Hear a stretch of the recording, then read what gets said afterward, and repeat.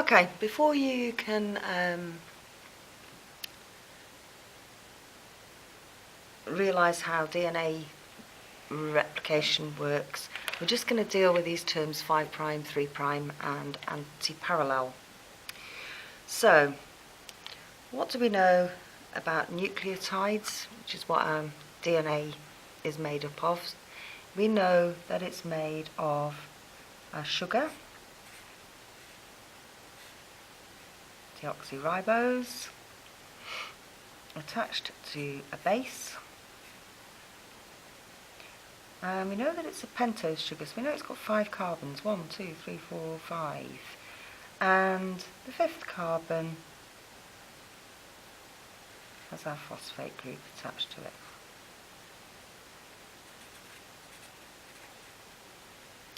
Now, what else do we know about sugars? So thinking back to biological molecules, what we know about sugars is that their carbons are numbered in a clockwise direction, working from the oxygen.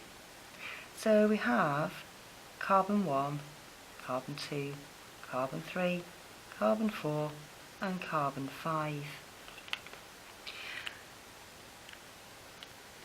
And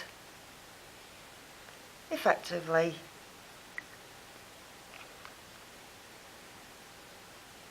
if I just draw another one underneath here,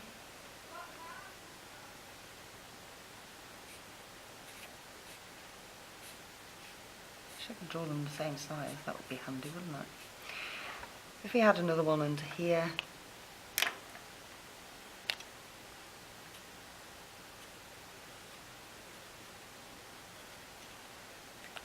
what we're saying is that we condense those nucleotides together.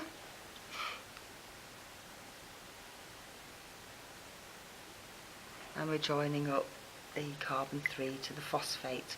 If we drew another one underneath, the same thing. Now, the antiparallel means running into opposite directions. So, I'm not sure I'm going to be able to do this, but anyway, there's our hydrogen bonds and our base. And our base is attached to carbon number 1. So, our oxygen is going to be there, and our phosphate is going to be there. So now, oh, you see, and that's much smaller because I'm rubbish at drawing upside down. So, again, from oxygen working clockwise, this is now carbon 1, 2, 3, 4, 5, and our phosphate. And if I draw another one underneath,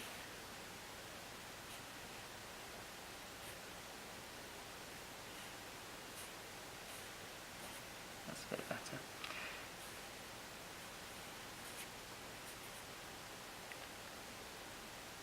I've got carbon 1, 2, 3, 4, 5. And to make this polynucleotide strand, obviously I'm going to need to do a condensation reaction there.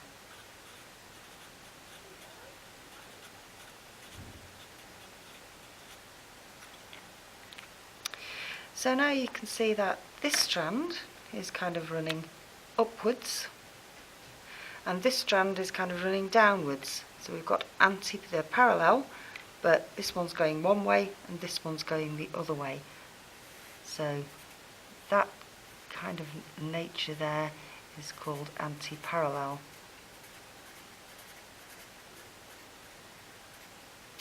And you can see at this one we've got the carbon 5 at the top, we can call that the 5' end.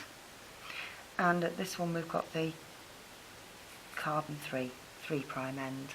Whereas this one runs from 3' to 5'. So here we've got 3' to 5', this one's going 3' to 5'. So they're running an anti-parallel. Now that has implications for the way in which DNA replication works, which I'm not going to do in this video. So that's just a very quick one. The same thing would apply in RNA, obviously, but they're just single-stranded, so it doesn't really matter. They'd still have a 3', 5' end.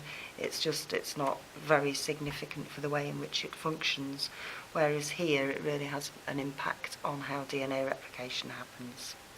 So you do need to understand the 3', 5' bit.